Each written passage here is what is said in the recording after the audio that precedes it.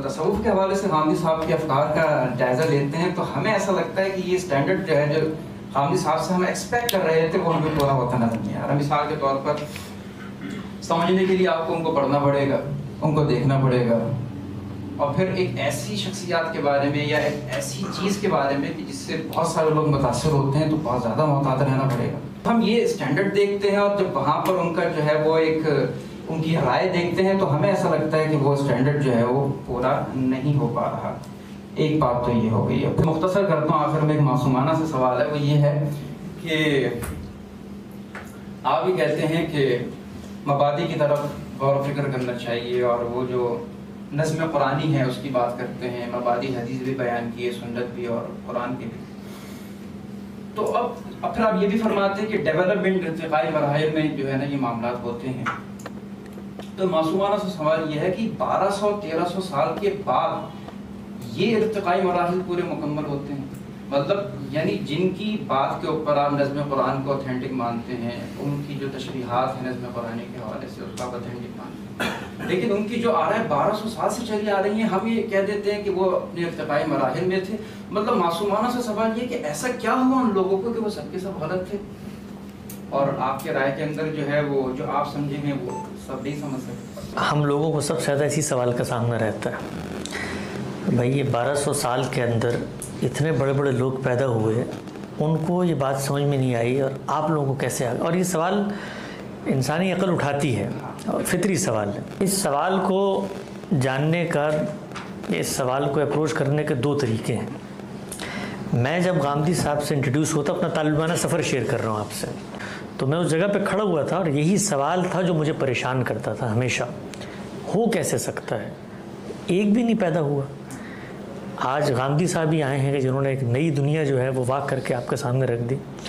تو یہ سوال لے کر دیانتداری سے میں ان کی فکر کی طرف گیا. ایک عملی اسائنمنٹ ہے چھوٹا سا, یعنی جس سے خود میری ڈیولپمنٹ کا آغاز ہوا اور اپنے باپ دادا کے افکار سے مختلف ہم نے بات کہنی شروع کی. ایک اسائنمنٹ ہے اور میں آپ سب کو یہ دعوت دیتا ہوں کہ کاپی اور قلم لے کر 2-3 دن کے لیے کمرہ بند کر کے وہ اسائنمنٹ کر لیں. دنیا میں کوئی شخص اگر اس اسائنمنٹ پہ مجھے مطمئن کر دیتا ہے تو میں یہ ماننے کو تیار ہو جاؤں گا کہ 1200-1300 سال میں کسی شخص نے بھی آج تک غلطی نہیں کی. بعض چیزیں ہوتی ہیں نظریاتی, آپ زبان پہ گفتگو کریں گے, آپ تہذیب پہ گفتگو کریں گے. بعض چیزیں ہوتی ہیں اطلاقی. قرآن مجید کے اندر وراثت کے قوانین اللہ تعالیٰ نے بیان کیے ہیں, لکھ کے بیان کیے ہیں, اور یہ کہہ کر بیان کیے ہیں کہ تم نہیں جانتے کہ کون بالحاظ منفعت تم سے قریب تر ہے, اللہ ہی یہ بات جانتا ہے اور اللہ نے حصے مقرر کر دی. ایسے ہی ہے, وہ حصے اللہ تعالیٰ نے لکھ دیے, وہ ریشوز کے اندر ہیں, فگرز کے اندر ہیں. 1/8 ہوگا, 1/4 ہوگا, 1/6 ہوگا, بیٹے کو بیٹیوں سے دگنا ملے گا. ایک سوال میں رکھتا ہوں, جو شخص مجھ سے پوچھتا ہے نا 1200 سال میں کوئی غلط نہیں ہو سکتا, ایک سوال ہے. قرآن مجید نے یہ بتایا اور میں نے اس سوال کو بطور اسائنمنٹ لیا اور اس کو سمجھنے کی کوشش کی. قرآن مجید نے بتایا ہے کہ کوئی عورت رخصت ہوتی ہے, اس کے ماں باپ بھی ہیں, تو دونوں ماں باپ کو 1/6 ملے گا. 12 روپے اگر کوئی چھوڑ کے مرا ہے تو دونوں کو 2 روپے مل جائیں گے, 1/6. اس کے بعد قرآن مجید یہ بتاتا ہے کہ اگر اولاد نہیں ہے تو پھر کیا حصے ہوں گے, اولاد ہے تو کیا حصے ہوں گے. اگر اولاد ہے اور شوہر بھی زندہ ہے تو اس کا حصہ قرآن نے بیان کر دیا 1/4 ملے گا اسے. 12 میں سے 3 روپے اس کو مل جائیں گے. ٹھیک ہو گیا. اس کے بعد قرآن مجید یہ بیان کرتا ہے اگر بیٹیاں ہوں اور وہ 2 یا 2 سے زیادہ ہوں تو انہیں کل ترکے کا 2/3 ملے گا. 12 کا 2/3 بنتا ہے 8 روپے. ترکہ ہمارے پاس بچا ہے 5 روپے. 5 روپے میں سے 8 روپے نکال کے دکھائیں, اس کے بعد اس سوال کا جواب مل جائے گا کہ 1200 سال میں کیا کوئی امت کے اندر علم, اجتماعی بصیرت, ہمارے بزرگ, ہماری وہ روایت کسی معاملے میں غلطی کر سکتی ہے. میں بھی اس پہ بات نہیں کر رہا کہ یہ مفروضے کو میں مان لوں 1 منٹ کے لیے کہ کوئی استدلال پہ مبنی ہے کہ غلطی نہیں کر سکتے. قرآن کی آیت میں بیان ہوا ہے یہ کہ کسی کو سمجھ میں نہیں آیا یہ مسئلہ ہے نا. تو میرا سوال ہے کہ میں نے اپنی طالب علمانہ زندگی کا آغاز غامدی صاحب کے افکار کا اس عملی اسائنمنٹ سے کیا ہے. آپ کو پتہ ہے اس کا جواب کیا دیا گیا ہماری ماضی کی علمی روایت میں؟ اس کا جواب یہ دیا گیا ہے کہ یہ جو حصے لکھے ہوئے ہیں قرآن مجید میں ان کے مطابق تقسیم نہیں ہو سکتی، لہٰذا ہم لوگ آگے بڑھ کے سب کے حصے کم کر دیں گے. اس کو اول کہا جاتا ہے. اہل تشیع نے بھی اس مسئلے کو حل کیا اور انہوں نے کہا کہ جن کے حصے مشروط ہوتے ہیں صرف ان کے کم کیے جانے چاہیے.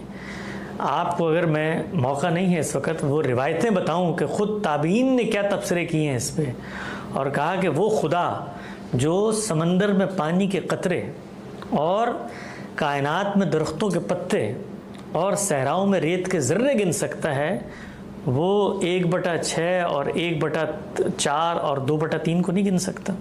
یہ عملی اسائنمنٹ ہے.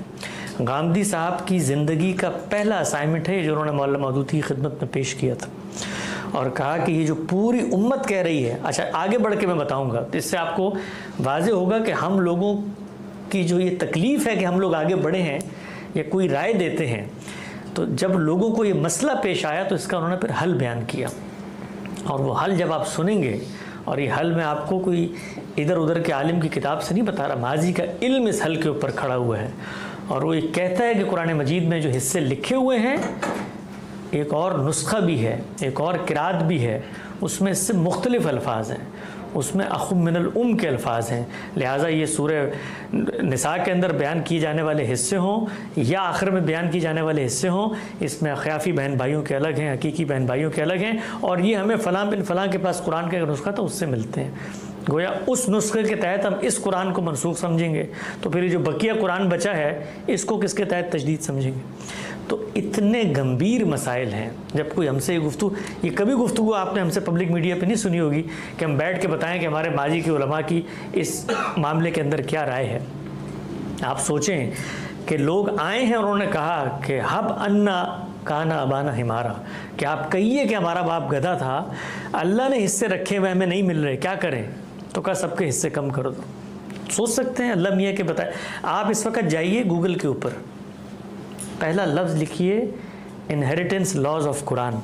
سب سے پہلے آپ کو ملحدین اور مستشرقین کے آرٹیکلز ملیں گے کہ کامیڈیز آف ایرر ان قرآن، کو کہیں گے کہ اس قرآن کی افاقیت کی بات کرتے ہو، 1/4 اور 2/3 اور 1/6 کو جمع نہیں کر سکتے، اس خدا کی بات کرتے ہیں. تو یہ عملی اسائنمنٹ ہے اس سوال کے جواب میں جو آپ نے پوچھا کہ کیا ماضی کے اندر کوئی غلط ہو سکتا تھا، کہ یہ جو آج کی دور میں ایک نئی فکر پیدا ہو گئی، ہماری فکر کی بنیاد سمجھ میں آئے گی آپ کو. اور پھر ہم نے اس مسئلے کا وہ حل کوئی اس سے پیش نہیں کیا کہ خارج کیا سمجھے گا قرآن کے بارے میں، آؤ ہمیں کو تقسیم. خود قرآن کو جب آپ غور و فکر کا محور و مرکز بناتے ہیں، کیسے اس کی زبان فیصلہ کن اور قطعی ہو جاتی ہے. تو یہ ہے اس دوسرے سوال کا جواب. یہاں تک پہلے سوال کا جواب ہے آپ کے، صوفیہ حضرات سے ہمیں کوئی دشمنی نہیں ہے، بلکہ میں ذاتی طور پہ آپ سے عرض کروں کہ اپنی طبیعت، اپنے مزاج کے لحاظ سے جو کچھ تصوف کی عملی روایت نے ہمیں دیا ہے، ہم لوگ اس کے زیادہ قریب ہیں. خود غامدی صاحب اس کے زیادہ قریب ہیں. آپ ہمارا ادارے کا تعارف کھول کے پڑھیں جو 1983 میں لکھا گیا ہے، اس کا بنیادی نقطہ ہے جو غامدی صاحب نے اپنے قلم سے لکھا کہ اس ادارے کی بنیاد کا مقصد ہے کہ ایسی خانقاہیں بنیں کہ جہاں پر جائیں لوگ اور یہ سارا معاملہ ہو، جس کو ہماری تصوف کی روایت نے باقاعدہ ایک شکل دی، ایک جامع صورت دی ہے. تو ہم اس ٹریڈیشن کو انسانوں کے لیے فائدہ مند سمجھتے ہیں. جہاں پر اختلاف ہوا، وہ اختلاف برہان کا جو مضمون ہے، شریعت کے بارے میں، آخرت کے بارے میں، نبوت کے بارے میں، توحید کے بارے میں، ان 4 چیزوں کے بارے میں ایک اختلاف ہے. اس اختلاف میں ہم نے صوفیاء کے نقطہ نظر کو پریزنٹ کیا ہے. ہمارے نقطہ نظر کے مطابق جہاں پر وہ چیز پائی جاتی ہے، اس پریزنٹیشن کو دل آزاری پہ معمول نہیں کرنا چاہیے. جس طرح ہم اس بات کو کبھی دل آزاری پہ معمول نہیں کرتے کہ علماء کہتے ہیں کہ بھئی ان کی فکر تو گمراہی کی فکر ہے، یا معتزلہ کی فکر ہے، یا تجدد پسندی کی فکر ہے، یا چیزوں کو محدود کرنے کی فکر ہے. اس سے کوئی دل آزاری کی، یہ ایک علمی نقد ہے. اس نقد کو ریفیوٹ کرنے کا وہ طریقہ ہے جو انہوں نے اپنایا. ہم نے ایک بات پیش کی، ہمیں صوفیاء کی عبارتیں پڑھ کے یہ تاثر ملا، اور یہ تاثر بھی دین کی اہمیت کا تقاضا ہے کہ ہم بیان کریں. ہم اس کے مقابلے میں یہ تو نہیں کہہ رہے کہ صوفیاء کے مقابلے میں امام فرائی کھڑے ہیں، ہم کہتے ہیں توحید کھڑی ہے بھائی، نبوت کھڑی ہے، رسالت کھڑی ہے، آخرت کھڑی ہے، شریعت کھڑی ہے. تو اس کو آپ اس زاویے سے سمجھیں کہ ہم بھی اس کو اہمیت حق کا تقاضا سمجھتے ہیں کہ اگر ہمیں کہیں محسوس ہو کہ اللہ کی ان حدوں کے اندر کہیں کوئی ادنا انحراف پیدا ہو رہا ہے تو ہم اس کو بیان کریں. طریقہ کیا ہے اس کا؟ طریقہ یہ ہے کہ علمی طریقے سے جواب دیا جائے. ایک جواب انہوں نے دیا اور بتایا کہ ابن عربی کا ایک نظام فکر ہے، اس کے اندر وہ یہ بات کر رہے ہوتے ہیں نبوت عامہ کی یا نبوت کے جاری ہونے کی، اس کو ان کے نظام فکر میں دیکھیں.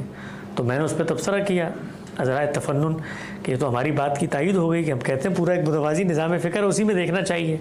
تو جب ایک متوازی نظام فکر ہے تو اس میں نبوت کی اصطلاح آ رہی ہے، اس کے اندر وہ اصطلاحات استعمال ہو رہی ہیں.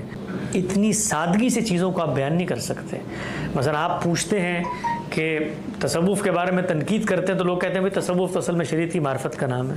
یہ تصوف ایک علم ہے، ایک نظام ہے، اس کے اندر کچھ لوگ اس بات کو پریزنٹ کرتے ہیں. جب وہ پریزنٹ کرتے ہیں تو پھر ان کی عبارتیں زیر بحث آتی ہیں، پھر ان کی عبارتوں کے اوپر بنیاد رکھ کے آگے کچھ افکار ڈیولپ ہوئے ہیں. وہ افکار ابھی انہوں نے فرمایا تھا نا کہ جی یہ جو جدید لوگ ہیں آپ لوگوں سے بڑے متاثر ہوتے ہیں، تو میں یہ بھی کہہ سکتا ہوں جو گمراہ لوگ ہیں وہ کن فکروں سے متاثر ہوتے ہیں اور بتاتے ہیں کہ دیکھو کن کن کا نام لے رہے ہیں ہم. تو علم کی ٹریڈیشن کو آگے بڑھائیں. علم کا ٹریڈیشن حقائق کو واضح کرے گا، اور علم کے ٹریڈیشن کو آگے بڑھانے کا طریقہ وہ ہے جو انہوں نے اختیار کیا. ایک کتاب، نہ وہ کوئی لٹ ہے نہ وہ کوئی فتویٰ ہے، اپنی رائے بیان کی، ہماری رائے پہ تنقید کی اور ایک زاویہ نظر لوگوں میں روشناس کرا دیا. ایک زاویہ نظر ہم نے روشناس کرایا. اس میں آپ ہم سے یہ مطالبہ کریں کہ ہم کہیں نہیں صوفیاء نے بڑی بر صغیر میں اسلام پھیلایا لہٰذا آپ ان کی ہر بات مان لیں، تو یہ تو ہو نہیں سکتا. وہ ان کی بات ہو یا امام حنیفہ کی بات ہو وہ تو سورسز پہ مانی جائے گی، شریعت پہ مانی جائے گی.